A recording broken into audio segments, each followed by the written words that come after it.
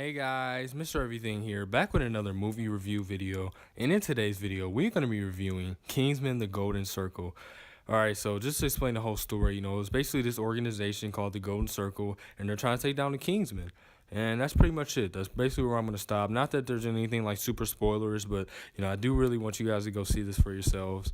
Just because it's just a great theater experience. And obviously, I recommend you see the first one because, just the whole connection and the continuity with all the, all the actors and cast returning and everything, which I guess I'll start off with that. The cast is great. You have Taron Egerton returning as Eggsy, Mark Strong as Merlin, Colin Firth as Harry, just great. And you have the newcomers, Halle Berry, Jeff Bridges, Channing Tatum, and I'll get to them a little bit later, and as well as Julianne Moore, who plays the villain Poppy, and I'll get to her later as well.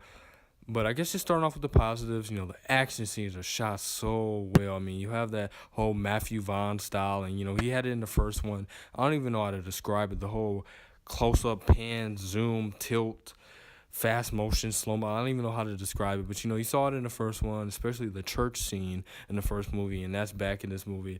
Action scenes are shot so well. I really love the way they shoot the action scenes. Like I said, the cast is a positive.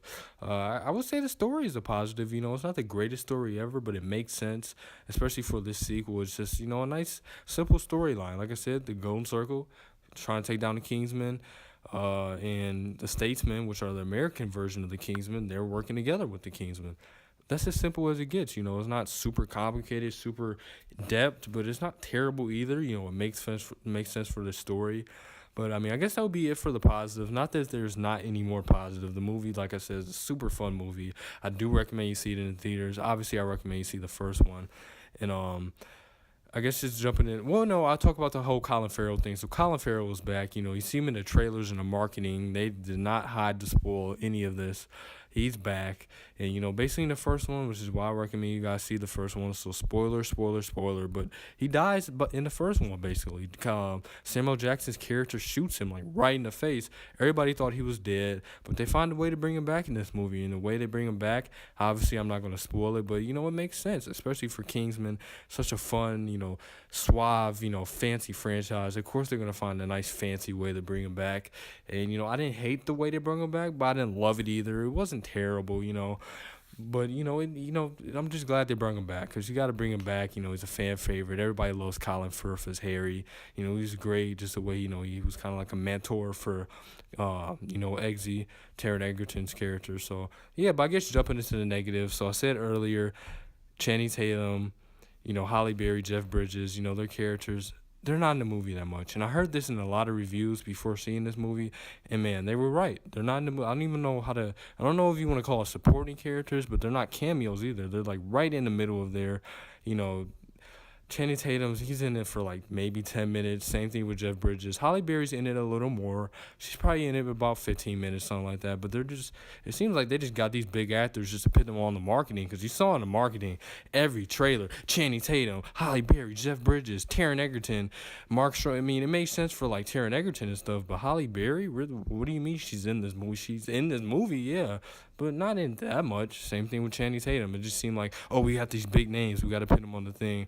And then my other negatives would be the movie was a little long. It did feel a little long. It felt like they were kind of stretching it a little bit. I think the movie's like 2 hours and like 20 minutes or somewhere around there. And my big main problem, and I heard this in a lot of reviews too, and I didn't want to sway my mind and my opinion, but it is true. Julianne Moore's villain, she's just too poppy.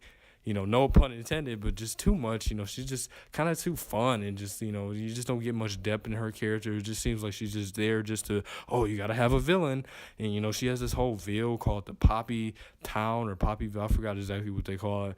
But, it just kind of gets too silly at a point. She's not terrible, but she's definitely not like a great villain or anything. But yeah, I guess that would be, just wrapping it up. Like I said, a fun time. Please see the first one, guys, before you see this. I do recommend you see this in the theater. This is a very, very good, sequel, on sequel points. Very fun film. And I'm going to give the score higher than most people actually give this, movie. A lot of people are giving it like C's and stuff. I'm going to give it a B minus. I do see myself seeing this again. Like I said, I had fun. I didn't have any major flaws. It's a nice, fun film. So yeah, I'm going to, B minus. I think it's a good movie.